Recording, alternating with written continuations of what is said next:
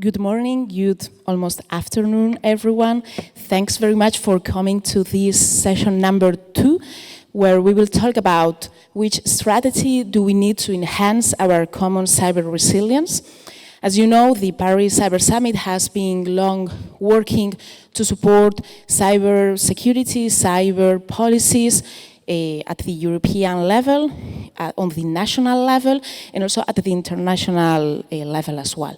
And why? Because we consider, as all the speakers will reflect on here, that cybersecurity is not only a technical issue. Indeed, its baseline is purely technical, but the point is that we need to talk about governance, we need to talk about policies, we need to talk even about how cybersecurity will have an impact on social security policies. This will not be part of this debate, but as you know, this has multifaceted consequences.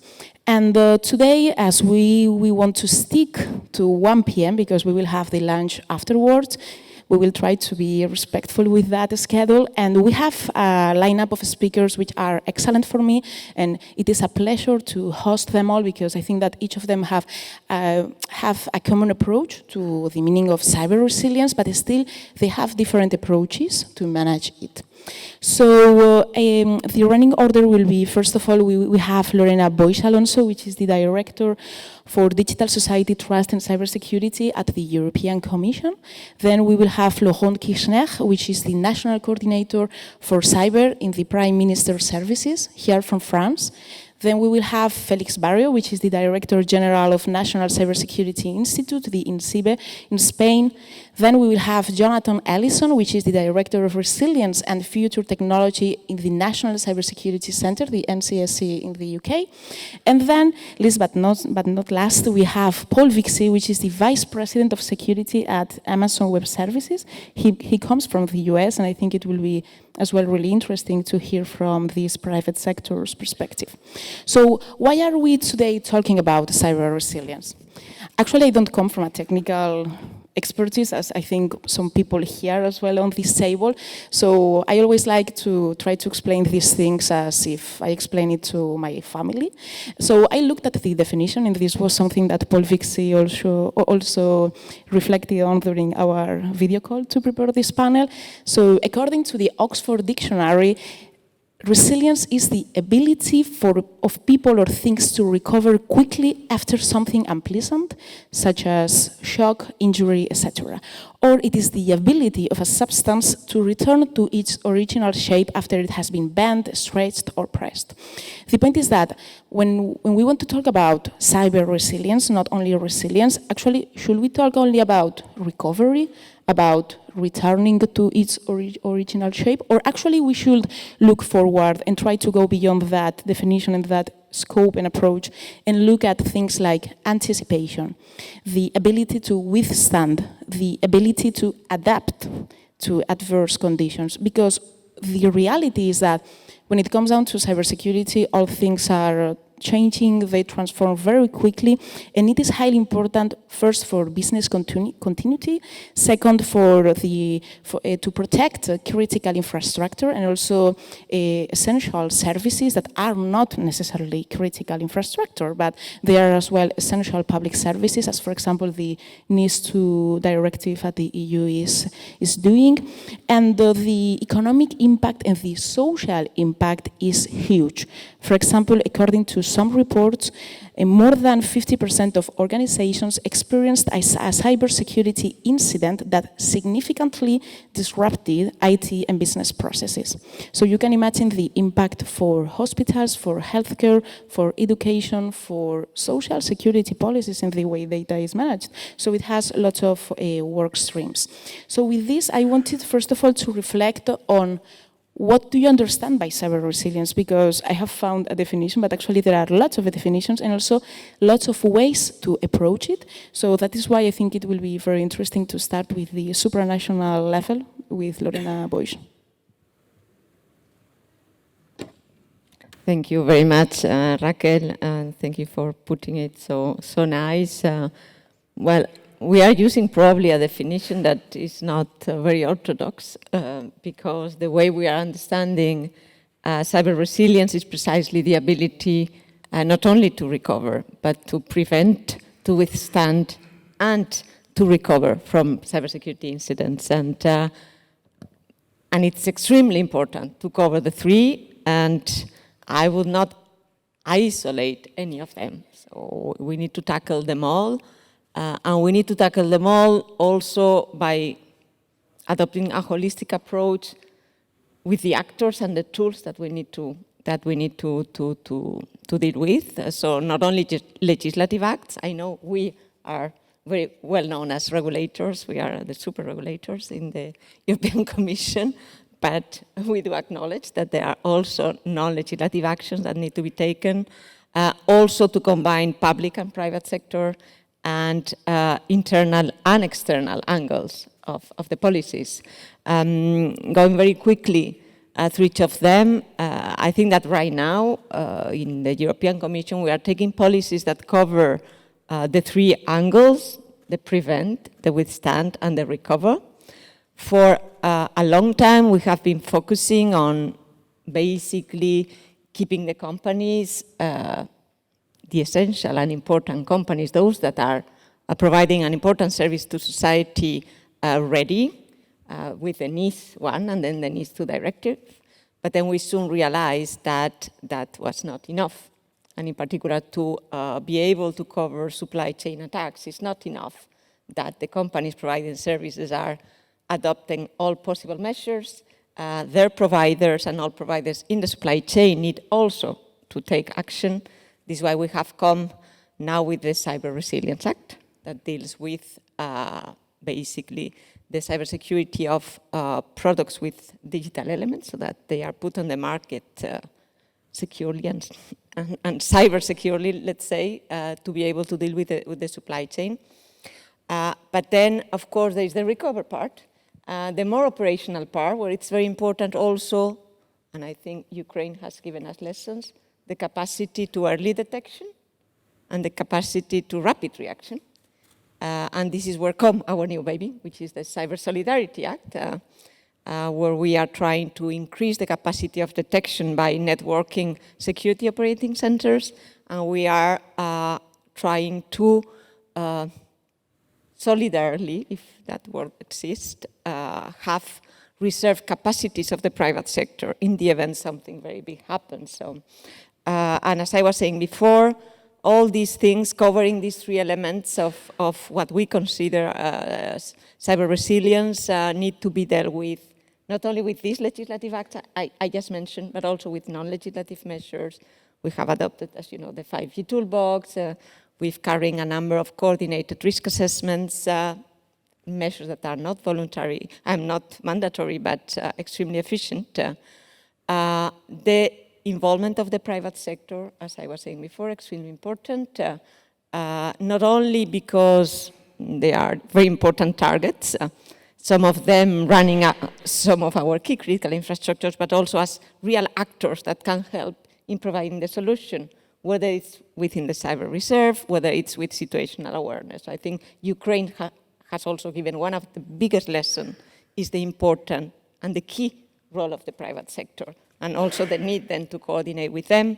And last but not least, but I'm sure we will have more time for that, you cannot deal with cyber resilience without cooperating with your like-minded countries. So, and I'm going to leave it there. Thank you. Thank you, Lorena, and I think that is a huge input to start our second part later on. So now I will give the floor to Florent Kirchner. Thank you. And thank you for the invitation to be here with you and to speak to all of you. So I think Lorena quite eloquently put the three phases of cybersecurity together in terms of protection, withstanding the attack, and then recovering, putting things back together. I want to spend a few words on the cyber part of cyber resilience, where what are we protecting? What are we thinking about in terms of resilience when we talk about cyber resilience? And here it's important to keep in mind a couple of things. This continuum, this whole stack that we have between the technology, the component itself, whether it's software or hardware, going up to complete products and complete systems that we have deployed in our pockets or in our data centers, Going up then up to systems that include a number of those products together that have them networking and discussing and fulfilling functions together. And then up to this, services and the people who operate those infrastructures to be able to provide services to people around those around them. And so overall, this is the whole stack. We need to think about resilience, and at those different levels of the cyber landscape that I just described, from components to product to systems to services. On all of this landscape, the way that we think about resilience needs to be coherent, cohesive, and well thought out. And this is where I think I want to go back to your earlier discussion and remark about technical people and discussing with political people. I think this is key here to be able to understand the depth of that type of landscape and being able to put together solutions that scale in the end. Now, this of course, to make it a little bit more complex, of course this landscape is constantly shifting. Your weekly patches, your the evolution of those systems, which are constantly evolving as components, but also as the way they interconnect. And so this needs to be taken through time, which is actually a good segue for my second point about resilience, which is we need to think in terms of long-term and short-term. And I think that was part of also the question here. And I would like to rephrase long-term and short-term, perhaps in a little bit more warrior type of vocabulary in terms of tactical resilience and in terms of strategic resilience. And so here, it's important to understand that those two types of dimensions, and we might come back to this a little bit later on, those two types of dimensions, tactical, short-term, being able to reply and to react to an event, which is often unexpected, and strategic, which is building that resilience in the long run with a number of partners, with a whole ecosystem, with people who are willing and sharing the approaches they want to put together. Now, on the tactical side, a few things that already we're trying to put together here in France as a community, maybe here in Europe as a community too. But let me start from France. I speak from this end. First of all, we identified the fact that we needed to help different places to be able to build up their resilience, the tactical resilience. And this meant helping not only the large companies, the important services providers and infrastructure providers, but also helping out the smaller ones, the people who are, in local and regional areas. These actors, people who are in hospitals, people who are in town halls, making sure that those local implementations still work. This meant over the past few months launching hundreds of cyber diagnoses, helping people understand where they stand in terms of cybersecurity. And those hundreds of cyber diagnoses, which will continue over the course of next year and hopefully in the years after this, resulted in the identification of needs, a specific needs that needed to be fulfilled to be able to build their cyber resilience. Again, resilience being heard from protection all the way down to withstanding and then reacting and recovering. That meant then being able to share and to help out those small actors in buying out shared equipment, shared licenses, shared services, to be able to do this. And we're proud to have been standing with them, helping them withstand this. The second tactical aspect I just want to highlight quickly is not only places to help, but also places to meet, right? And we see, and this is the value of being here today, of course, but we see that the way that we built resilience is, in the way we built resilience, we need to make sure that we know the people we're going to be standing in the trenches with beforehand, if at all possible. Making sure that we know them and we've worked with them previously. Here, this is what we've tried to do, in particular with the cyber campus here in Paris, but also with the emanations of the cyber campus in the different French regions and maybe further later on. The cyber campus is not only a great way to meet people in the elevator or going for coffee, which is vastly underrated in terms of value, but also it's a very good way, for instance, to host exercises and crisis exercises. I want to highlight, for instance, the Rempart exercise that happened at the end of 2022 in Campus Cyber, which brought together at a large scale very different types of actors. And I think here the value of being able to co-host this in a place where you're able to train beforehand and meet people beforehand before you have to face the real threat is great, of great value.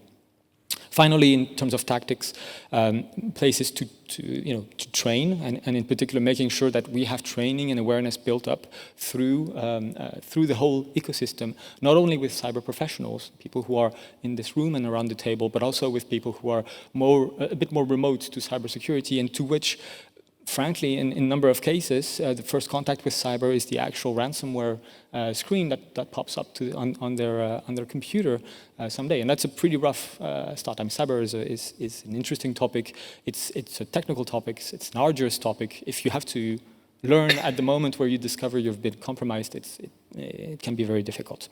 And so here, the objective here is to train over 80,000 professionals over the next few years, including the nurses, the firefighters, the builders, the architects of the digital world, which will be able to stand beside the people when they need it.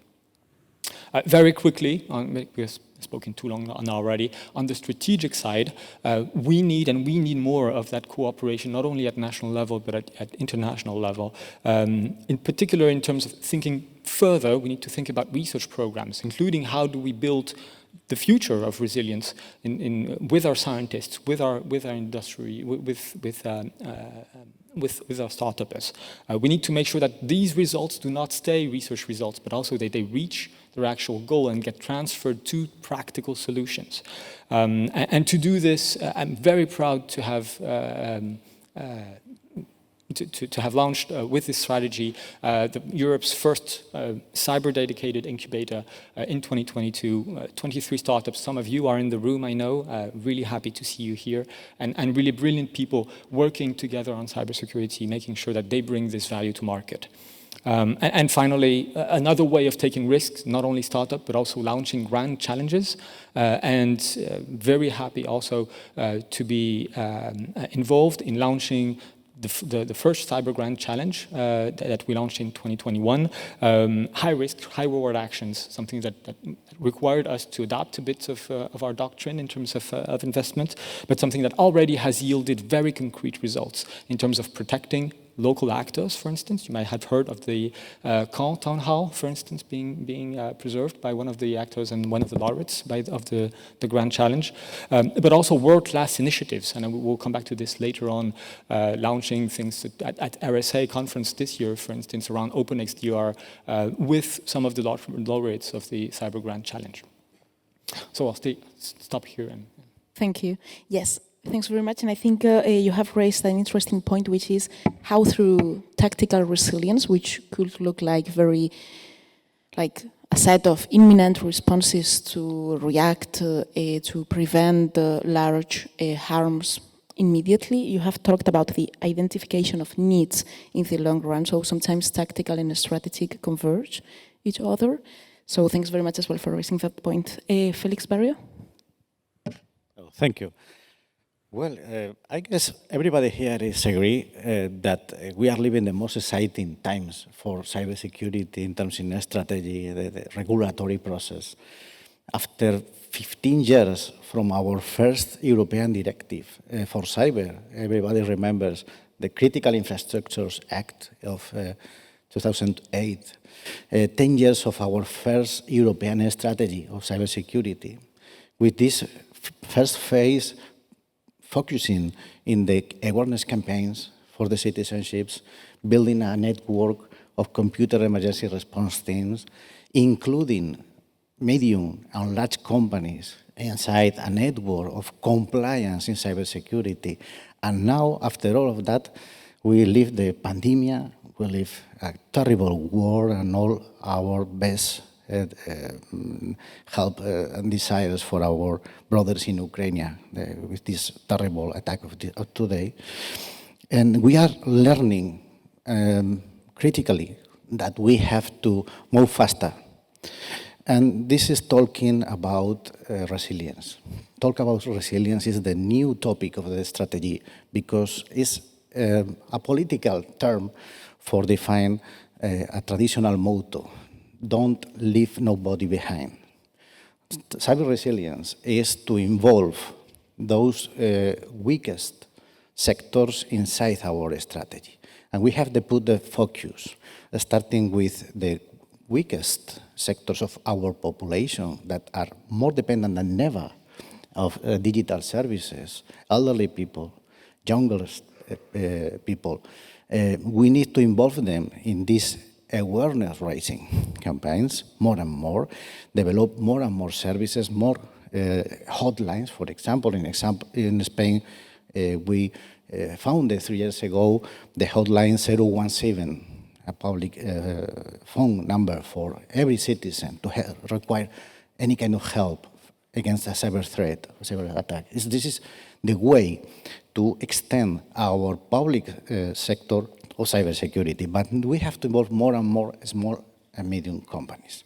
And this is the real problem we have. First, because in Europe, we depend absolutely of small companies.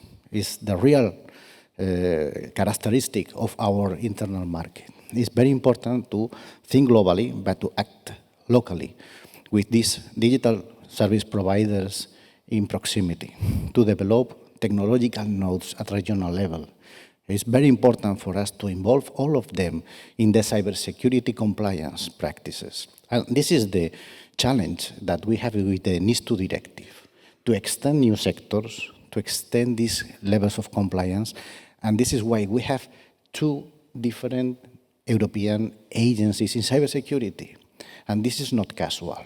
Of course, we have the ENISA for our network of response against threats. And now we have the center, the ECCC Center for Capabilities in Bucharest. And this is really very important because we have to reinforce all our investments in order to develop capabilities. And this is the new stage of our European strategy. We have to develop these capabilities. If we don't have a very good labor market, for example, including this proximity network of academies, universities, technical schools, providing new and new profiles. We have, luckily, this new European framework for digital skills in cybersecurity. We have to give more and more resources for this network of centers of training, to include them in our local strategies in order to provide these professionals. 60% of all the cyber attacks we are suffering at this moment are affected by some kind of social engineering, because we need to have experts working in these small and medium companies all around Europe. And this is our more important challenge for national agencies from my point of view. And finally, in this case with the labor market, to include women. Female workers is our highest weakness at this moment, and that's the explanation, because we have a gap, and we need to cover in the next years more and more profiles in companies knowing cybersecurity, and we have to reinforce all our politics, our policies related to this. So these are some reflections. We will talk about international cooperation. We have learned a lot Ukrainian war, and I think we can do the things better in the next phase of strategy. Thank you. Thank you, Felix. So now we go outside the EU level and the EU member states, and now we go to the case of the UK, because it already provides really interesting inputs. Thank you very much indeed, and it's great to be in Paris at this summit. I agree with a huge amount of what's already been said by others on the panel. For the UK, resilience is at the heart of our approach to cybersecurity. It's at the heart of our cyber strategy, and it's a recurring theme in pretty much all of the conversations we have with international partners and domestically. Our priority, the National Cybersecurity Centre's priority, is to improve the UK's cyber resilience to the most significant cyber threats and risks that we face. And that requires, I think, two things. One, increasing our understanding of the cyber threats that we face, and then to use that knowledge to drive improved resilience on the areas that carry the most risk for the UK. So that might be deemed as the government or critical national infrastructure. But I think there's two kind of threads that I think it's worth pulling on there. One is about making sure that your defences are appropriate for the risks faced. So we can't afford to do it all. We have to prioritise, we have to focus on the areas that need most intervention. So that obviously includes the ability to respond and recover as well, but it's about being able to focus by an understanding of the threat and understanding of what we're seeing.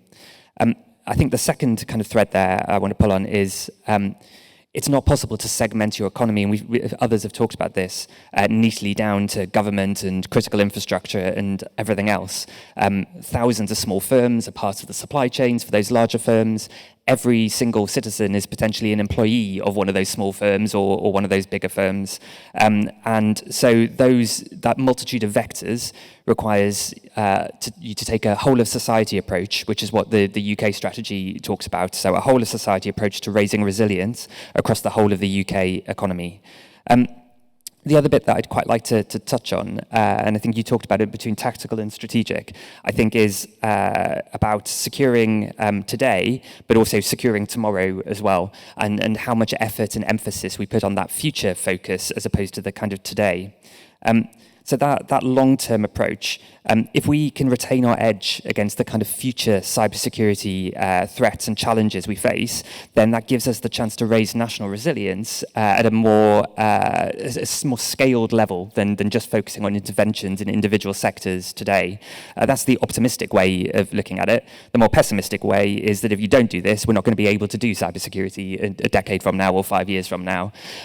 And so being able to focus on that long term, being focused on strategic resilience, I think is really important. So that means not just investing in securing and focusing on emerging technologies, which are really important. So we talked a bit this morning about AI, someone mentioned quantum, but also future digital networks, data infrastructure, 6G, all of those kinds of technologies. How do we bake resilience into those technologies at the start rather than making them add-ons and additions later on? But I think it's more than that. It's also take into account, as we think about resilience, take into account future tech leadership. Where is that going? Where is that? That's changing a lot. It's changed a lot over the last decade. It will continue to change significantly over the next decade as well. So as tech leadership changes, as the markets change that drive that tech leadership and procure the technology of the future, how do we cope with that? How do we deal with that? How do we work together as a series of like-minded democratic nations with a very similar set of values to therefore still be able to do cybersecurity in 5 years' time, in 10 years' time? So when I talk about long-term resilience, that's kind of what I've got in mind, not just the technologies, but also the how do you work collaboratively to be able to facilitate what cybersecurity will look like 5 years from now, because I think it will look very different to how it looks today.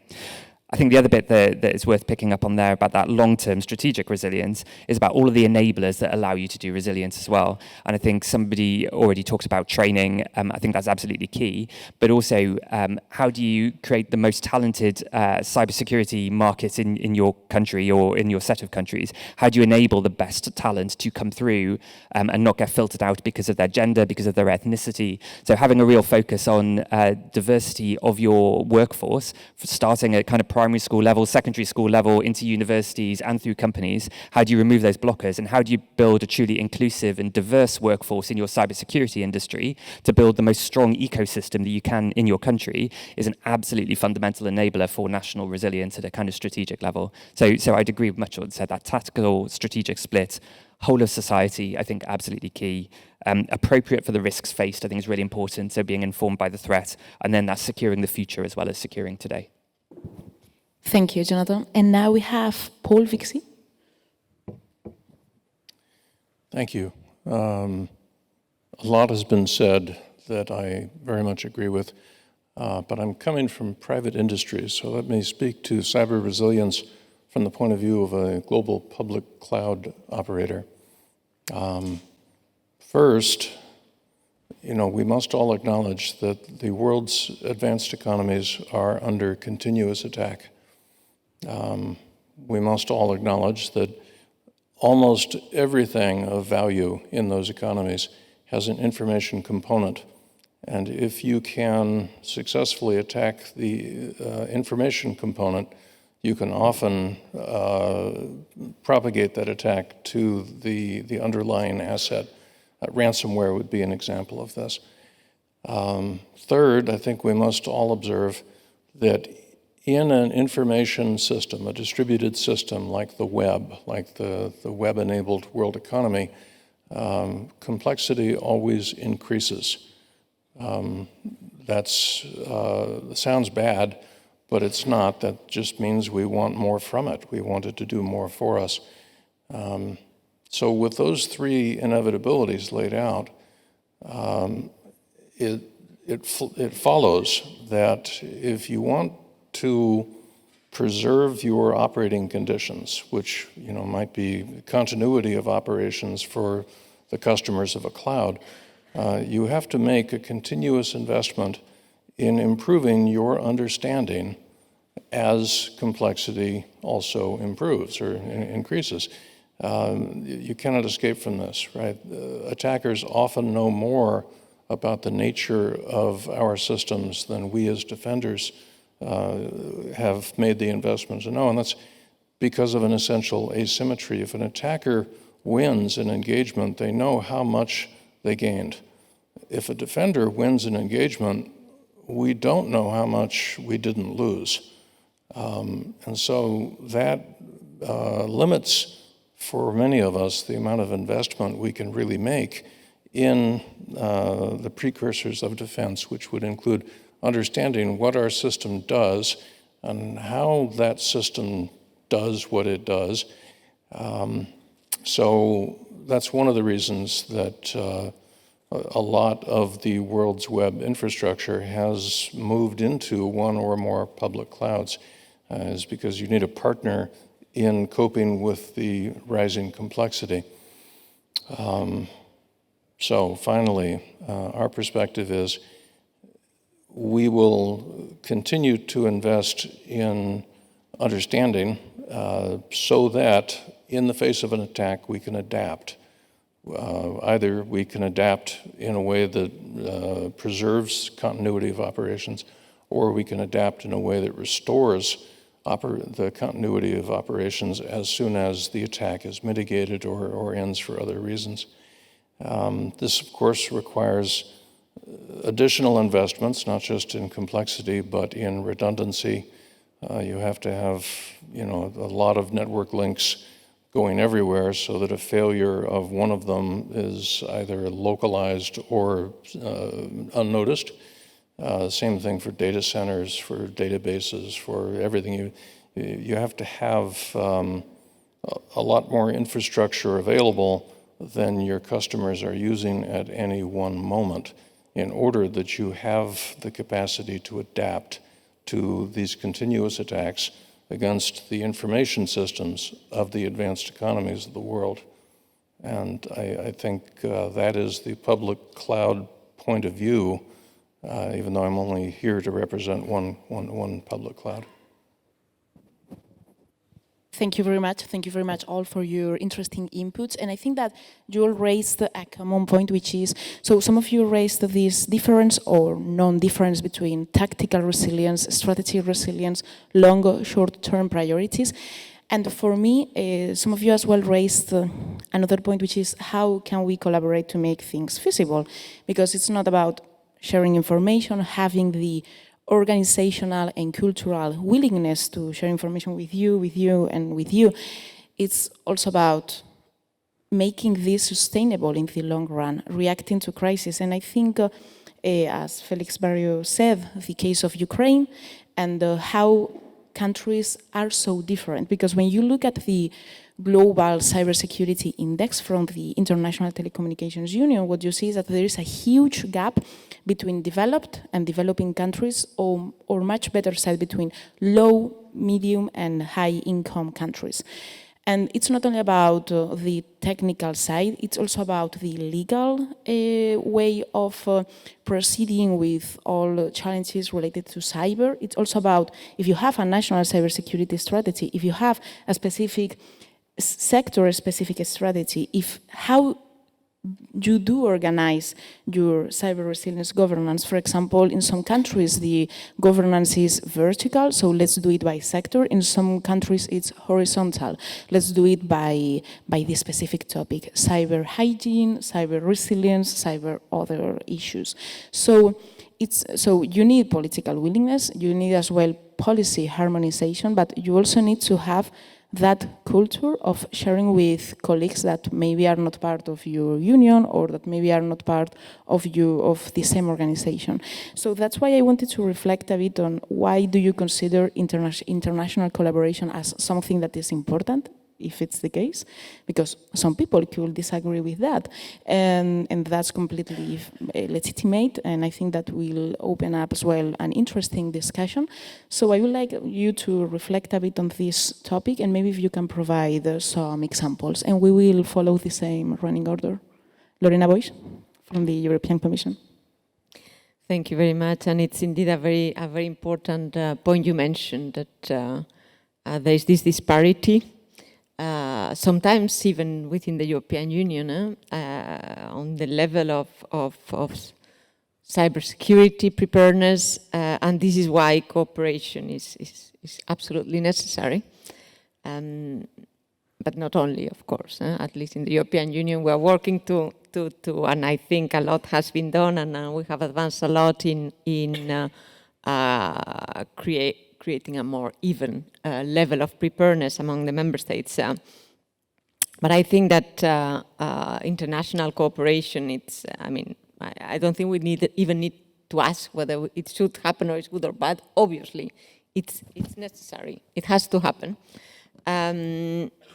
And it has to happen between like-minded countries, as you were saying, because if you don't share the same values, it's going to be very complicated.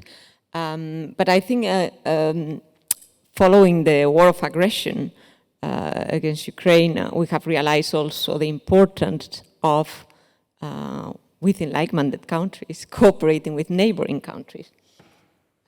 We've seen in real life spillover effects of cyber attacks in neighboring countries, and I think suddenly we've realized, oh my God, this is very close, and we are very connected. So I think that this is very necessary. I think we are witnessing, and this is me, I haven't read anything about it, it's me simply witnessing it, so maybe I'm wrong, but as I see it from my perspective, since I was appointed in my post as Director on Cybersecurity, a kind of evolution on international cooperation with like-minded countries, where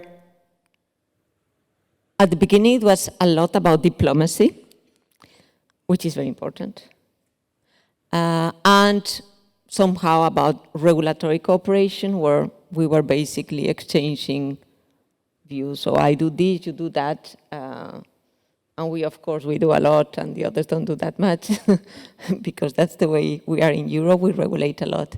And I think this is evolving now. Certainly, we are extremely busy in international cooperation now. The war of aggression has shown that this diplomacy cooperation needs to continue and even to be strengthened. They need to, jointly doing attribution, daring to shout and say that certain things are against international law is extremely important, and it's being extremely important, so I think that's a good thing. Then in terms of legislative cooperation, what I'm witnessing is a lot of convergence, and I don't know what is the reason. Some people say it's Ukraine, others say it's just the situation that has been described by some of us, like that, okay, this is not stopping, this is really going bad. I think that when you see at the latest cybersecurity strategy of the United States, looks very European, but that's, of course, me trying to flatter myself. But no, really, what I see is convergence, which is not surprising. It's nobody copying each other. It's simply that we are facing the same challenges and that we are realizing that there are a number of market failures out there that can only be fixed by action and sometimes regulatory action. And that's a good thing because we are converging there. But this means that we need to strengthen that cooperation, which we are doing, and that this type of cooperation at the regulatory level is not only about saying, what do you do, what do I do? It's about trying to really work together. And here we have industry that is really asking, and on many things. Now take, for example, we have our NIS directive, the US have their own piece of legislation on critical infrastructure now being reinforced. And of course you have the industry asking, okay, will you please work together on some convergence on reporting obligations? And you understand that there is a need. Cyber Resilience Act, and on the side of, and I'm quoting the US because it's the last example I have on my mind, but it's not the only, doing work also on software and on IoT more in general. And again, there will be a need to cooperate on standards. There's no way out. So this type of cooperation is becoming more and more concrete. We really are now talking about very specific things. This, as we have also the TTC, the Technology and Trade Council, but also the EU-US Cyber Dialogue, the Cyber Dialogue with Ukraine.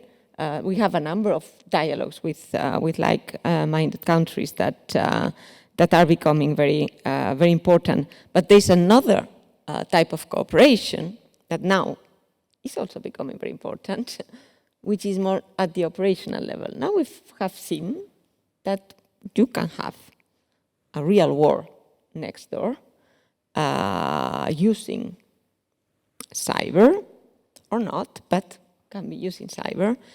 And suddenly you need to cooperate at more operational level. You need to coordinate on things that are happening there on the ground. And you need to share situational awareness. And this brings cooperation to a completely different level. Certainly when we talk about the European Union, because of course each individual member state may have their plenty of bilateral channels, which is fine, but at EU level suddenly we are having this other dimension on the way we are cooperating, and this happens with, as I was saying, like-minded countries, but also with NATO, for example. Just see the creation of this task force on critical infrastructure, which includes cyber. Things are becoming really concrete. And that's a good thing. It's a lot of work, but it's a good thing.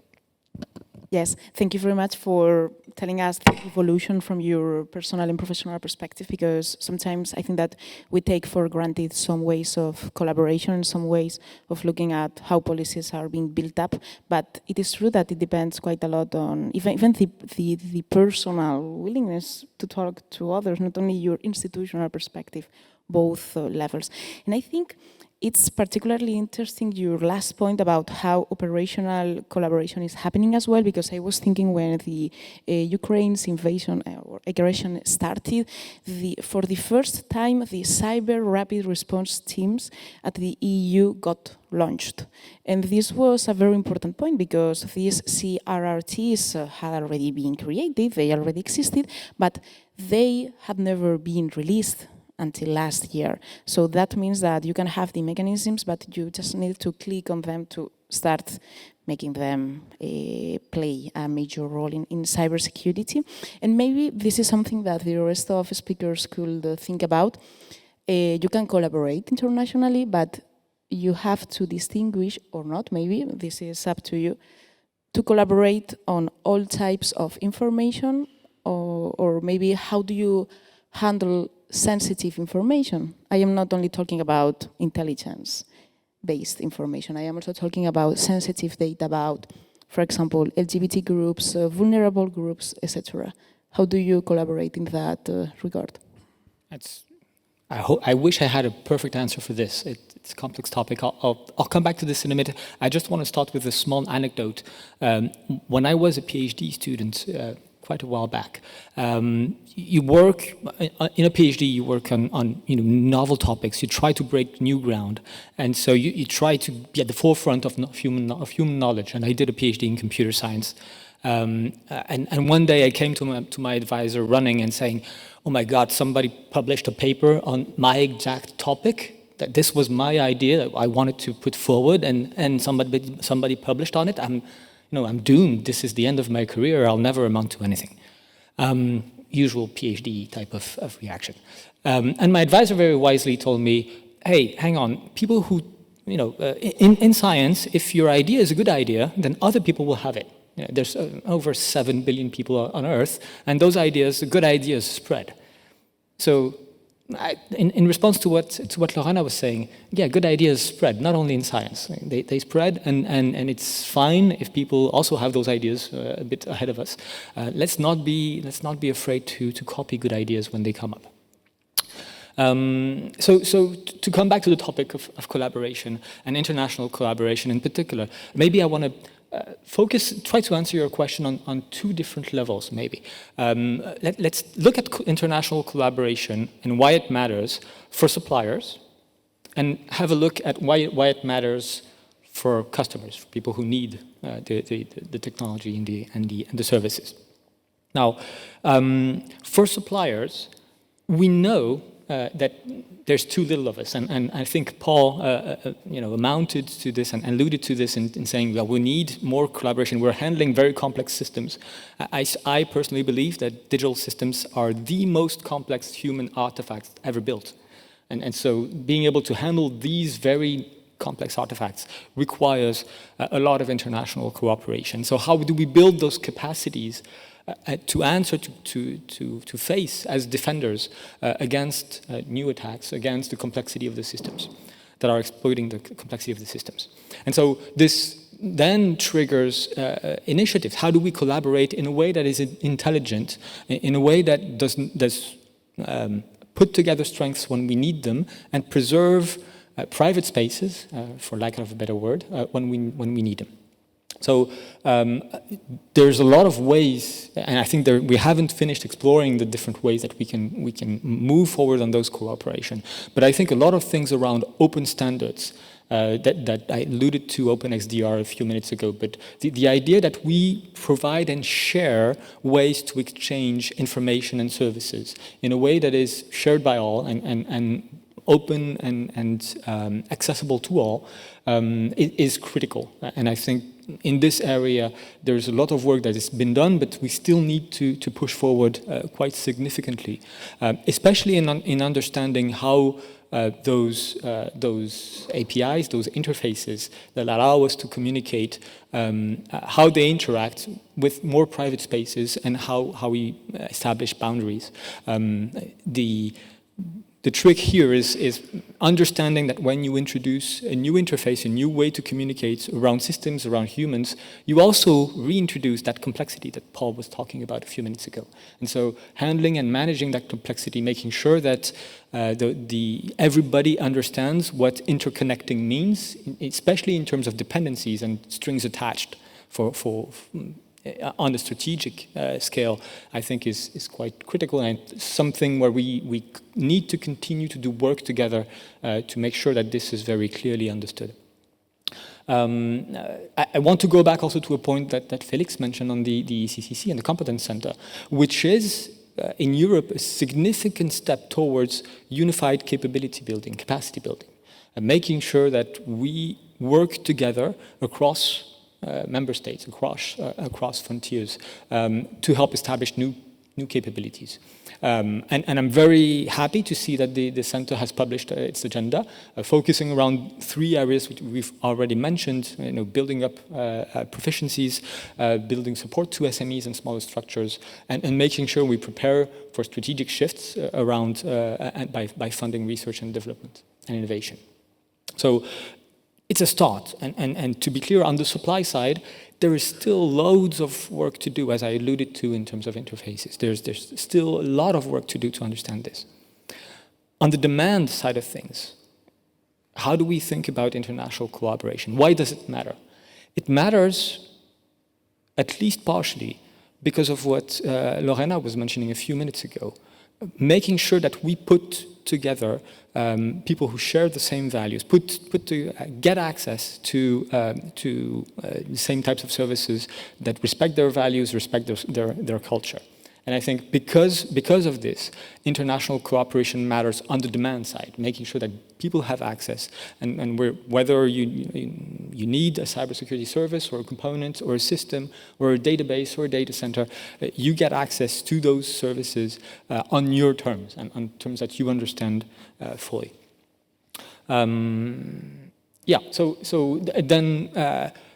But to come back to your initial question, I'll close with this thought.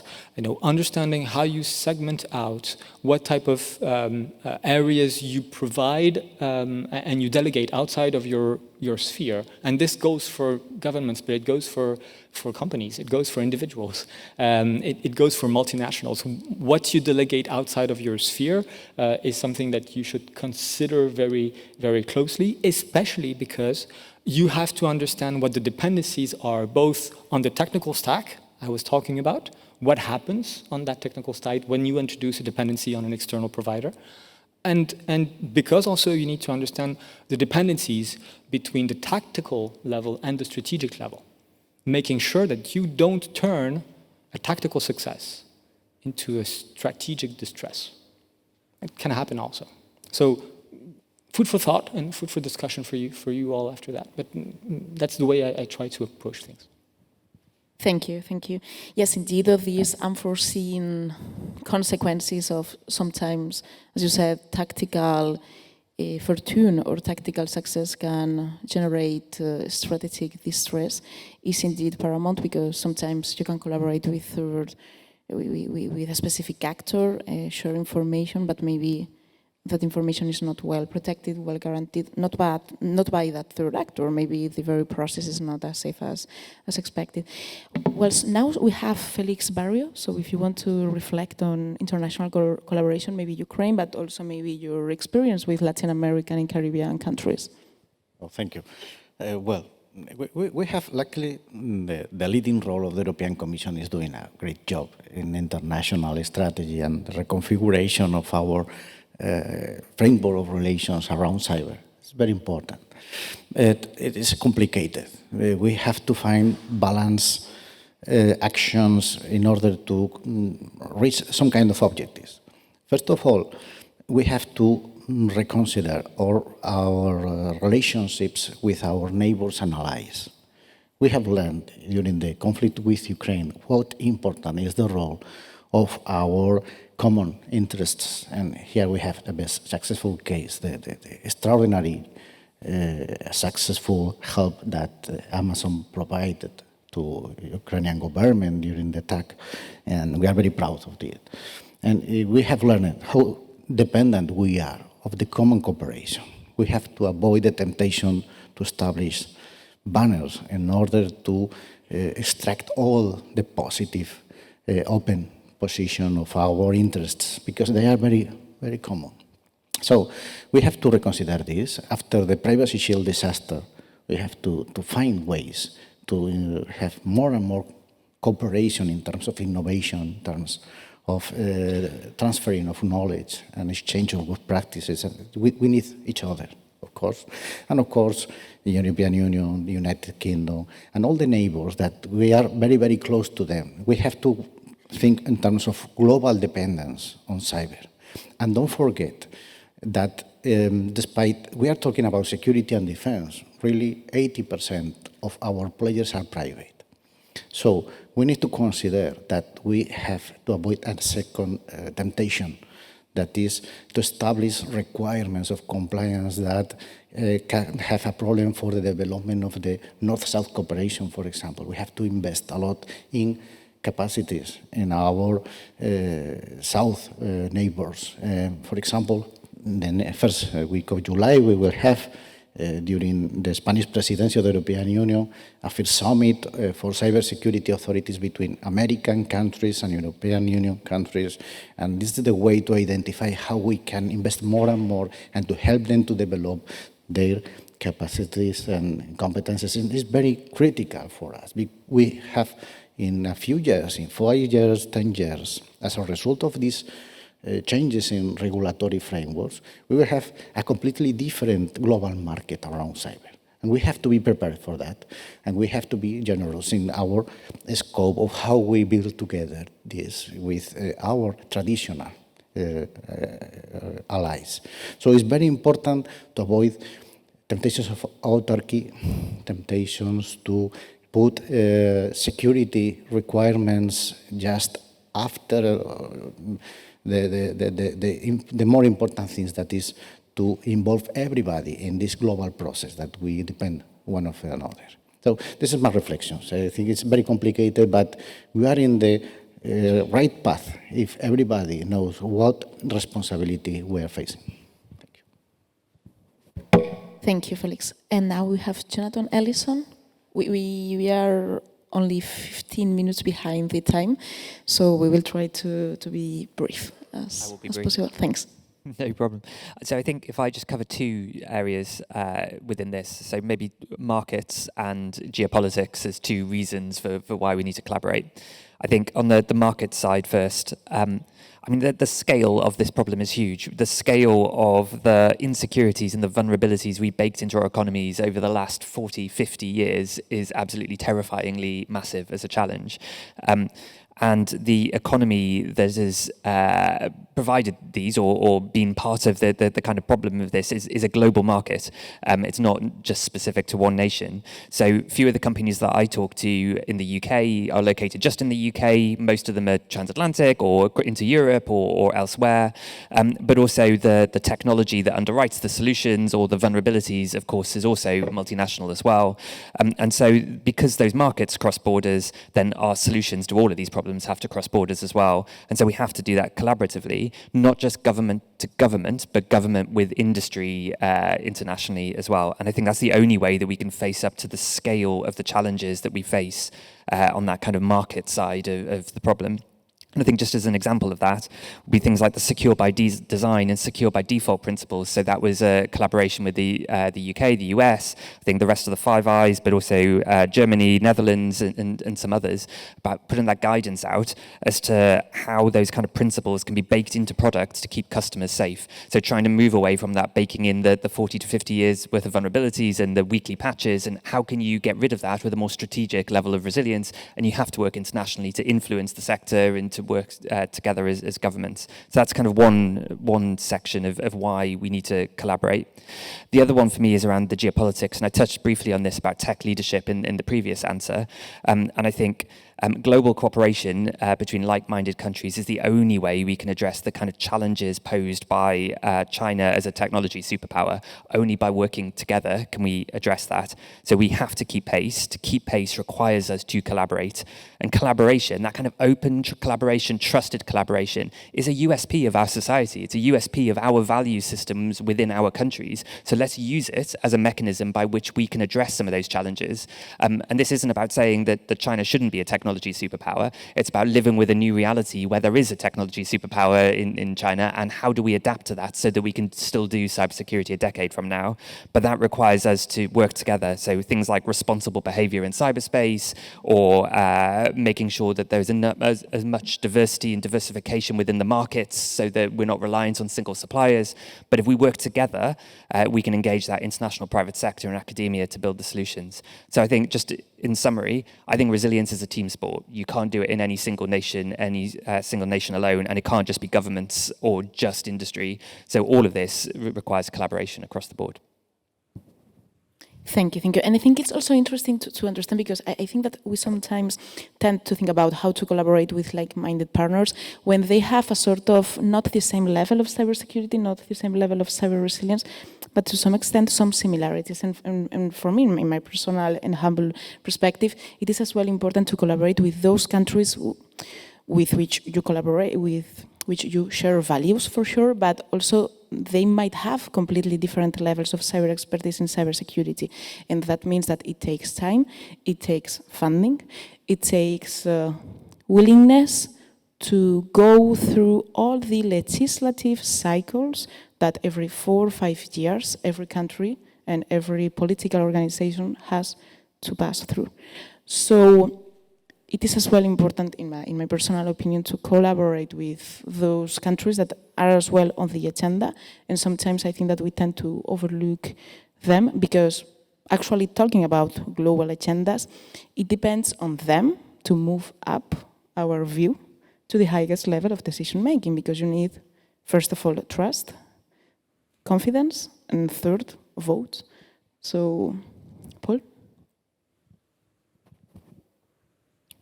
So as my colleague from the United Kingdom just said, the problem that we're solving is borderless, right? The information economy is completely interdependent on a global basis, and that means that any solution, any meaningful solution, will also be borderless. And that is, in some cases, not a new thing. If you look at the early days of the EC before the EU, you know, there were some borderless problems, some borderless solutions. We're feeling our way into a future that is more cooperative in general. We, speaking again as a global public cloud operator, we rely on relationships, and in some cases partnerships, both public-private with local government, local law enforcement, and so on, in the countries where we operate, and also private partnerships and relationships with our peer organizations, because in cybersecurity terms, an attack on one of us will inevitably and shortly become an attack on all of us. So we cannot do ourselves any favors by choosing to keep secrets. We have to find some way to trust each other, or we will be picked off one by one. Now, a personal story, I joined Amazon Web Systems Security in March of last year. And so about 1 month earlier, there was an invasion of Ukraine. And I had already, by that time, accepted the job. I was simply waiting for my first day of employment to come. And then during that time, Amazon performed an experiment that is normally only done as a thought experiment for early computer science students. Then the experiment is, what is the data transfer rate of a minivan filled with DVDs? So what we did instead was to put a product called a snowball, several of them on trucks, take them to Ukraine, and get copies of the government's information systems. Because should the war of conquest be successful, the goal of the conqueror will be to erase the identity of the nation they conquered. And to do that, they must be able to erase the government's information. In other words, all passport holders, all birth certificates, all property records, and so on. I was never so proud of having said yes to that company as when I read that newspaper story. And today, several people have asked me, you know, what is AWS's commitment to data sovereignty?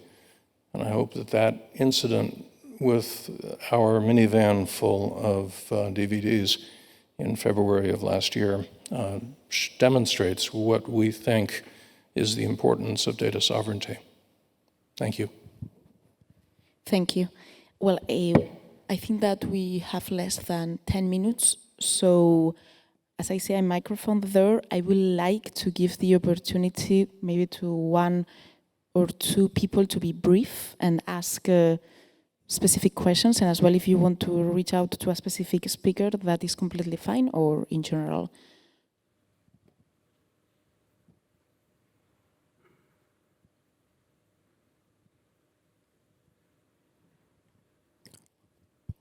Can you hear me?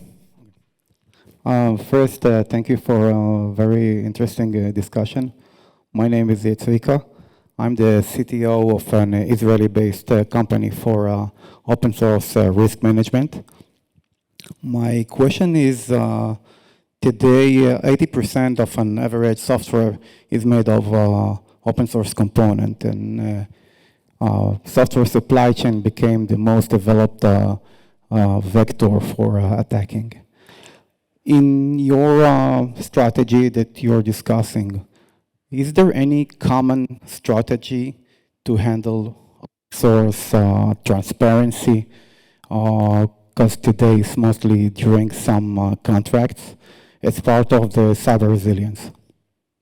Thank you. I don't know if anyone else has any question. If not, we will proceed with this and we'll wrap up. Who wants to reply? Paul? Okay. In the open source supply chain, there is a common weakness, which is that you're depending on non-contracted parties. You don't know what their continuity will be, you don't know what their goodwill will be, you don't know what their competency will be. But that's what we have built the world's information economy on, is a bunch of software that came from people that we don't usually have a contract with.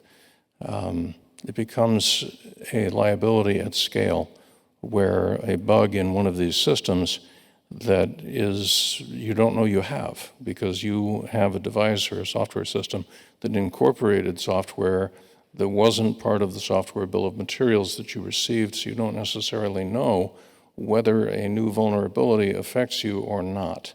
And that sort of blindness is a big problem. And it requires, again, some kind of an investment in understanding what you have, because that becomes part of the complexity equation. It's also, I think, vital to help the authors and the publishers of open source software to better understand how they can get the word out about vulnerabilities. And in some cases, that may be impossible if they're a volunteer. But it is a problem, and it deserves separate investment over and above what I've discussed previously. Thank you. Lorena, Boix? Yeah, just to let you know what is going on in the European Union in this field. As mentioned, open source plays a very important role, in particular in the supply chain vulnerabilities, and this is why in our Cyber Resilience Act we have included them in the scope, so that there is a need to respect a number of cybersecurity obligations before this software is put on the market, and these include also the disclosure or known exploited vulnerabilities, known. Now, of course, this sometimes can sound like, oh my God, open source, how come? Of course, what we are saying is open source only when there is a commercial values, a commercial activity behind, not the real open source. So I think that everybody knows whom we are talking about. That's the way we are trying to deal with it. Florent? So I'm not quite sure we completely answered your question yet. I suspect part of your question was getting access to the 20 remaining % of code that is not open source in order to be able to do the assessment. And that's a rough question, but an interesting one, and I'll be happy to discuss this during lunch if you want. Just on open source in particular, I think the open source movement is obviously and plays a large role in how we've built our digital infrastructure. It also plays a large role, as Paul recalled, in how we build complexity in those infrastructures. So it's important that we have a look and a hard look at this, and that we at national, European, international level find out ways to support those projects. And I want to go a little bit further than this. Open source is a scheme it's a license scheme, right? It's a set of license schemes. I'd rather talk about digital commons and including into this idea that you license a technological object or a service in some cases. But you not only license this, but also build a community around its governance. And this is key in many of the digital commons, being able to support the build-up of that governance, to some extent to answer not only the accountability questions, but also being able to sustain open source projects through times. We know that open sourcing a project is by no means a guarantee that you will be able to sustain its life throughout time. So building that governance, I think, is an important part and an important topic of investment.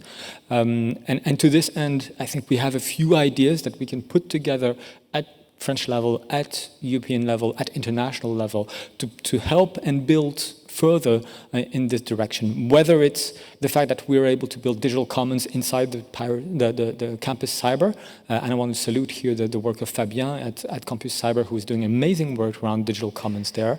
But also at national level, thinking about the way that we can put out and extend grants to people who want to be able to contribute to digital commons in a way that includes not only the technological contribution, but also the governance side of the contribution. Thank you, Florent. Well, unless anyone else wants to respond to the attendee, so I think that we can wrap up because it's 1 p.m. and there is lunch outside. But just as a conclusion, as you saw at the very first beginning, we were trying to provide a sort of common definition of what we mean by cyber resilience, and what we have concluded is that there are lots of approaches. They are not separate, they are not exclusive. Instead, they need to be complemented. Challenges are big, but opportunities are bigger. So with this, I wanted to thank you all for this discussion, which has been as technical as open. So that is good news, because that means that cyber resilience is a topic for all of us, and it will be a topic for all the society, hopefully, in the future. Thanks very much.